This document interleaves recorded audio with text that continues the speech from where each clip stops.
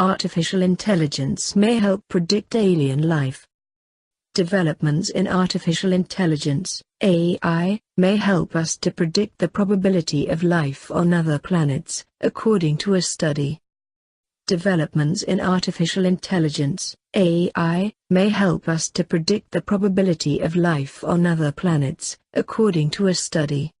Researchers at Plymouth University in the UK used artificial neural networks, ANNs, to classify planets into 5 types, estimating a probability of life in each case, which could be used in future interstellar exploration missions. ANNs are systems that attempt to replicate the way the human brain learns. They are one of the main tools used in machine learning, and are particularly good at identifying patterns that are too complex for a biological brain to process. The team has trained the network to classify planets into 5 different types, based on whether they are most like the present-day Earth, the early Earth, Mars, Venus or Saturn's moon Titan. All 5 of these objects are rocky bodies known to have atmospheres, and are among the most potentially habitable objects in our solar system.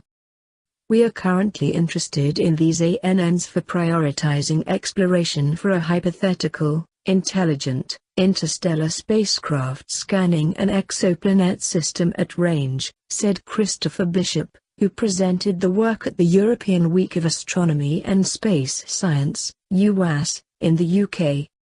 We're also looking at the use of large area, deployable, planar Fresnel antennas to get data back to Earth from an interstellar probe at large distances. This would be needed if the technology is used in robotic spacecraft in the future, said Bishop.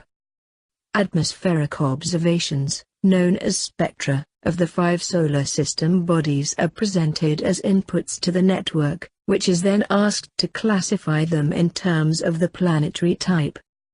As life is currently known only to exist on Earth, the classification uses a probability of life metric which is based on the relatively well understood atmospheric and orbital properties of the 5 target types.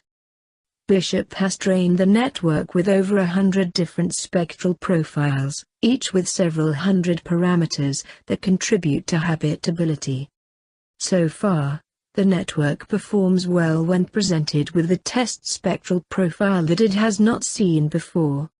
Given the results so far, this method may prove to be extremely useful for categorizing different types of exoplanets using results from ground-based and near-Earth observatories, said Angelo Cangelosi, the supervisor of the project.